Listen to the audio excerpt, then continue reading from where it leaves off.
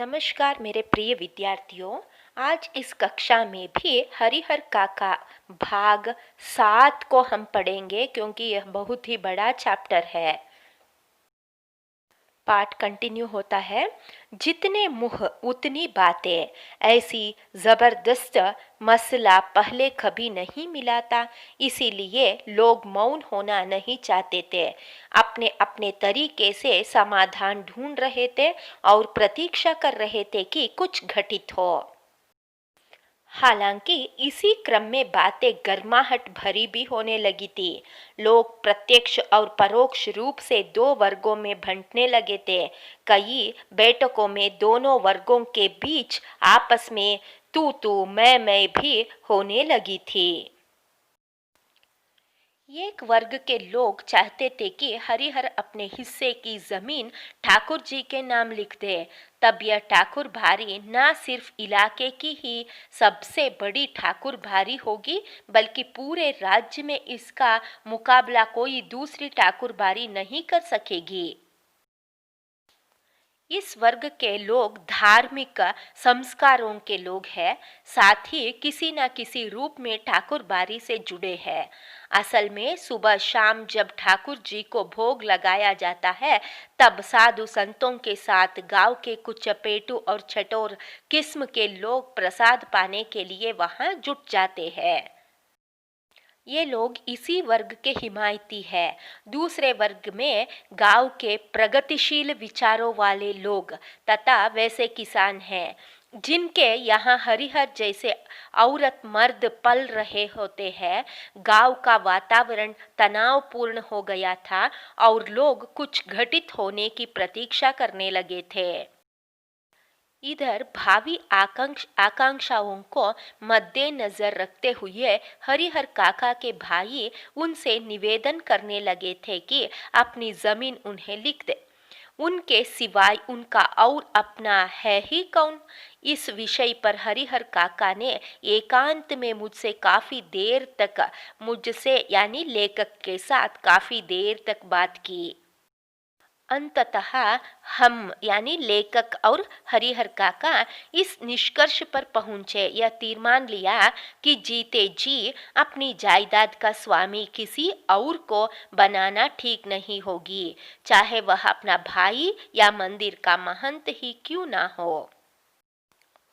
हमें अपने गांव और इलाके के वे कुछ लोग याद आए जिन्होंने अपनी जिंदगी में ही अपनी जायदाद अपने उत्तराधिकारियों या किसी अन्य को लिख दी थी, लेकिन इसके बाद उनका जीवन कुत्ते का जीवन हो गया था। कोई उन्हें पूछने वाला नहीं रहा। हरिहर काका बिल्कुल अनपढ़ व्यक्ति है, फिर भी इस बदलाव को उन्होंने समझ लिया और यह निश्चय किया कि जीते जी किसी को जमीन नहीं लिखेंगे।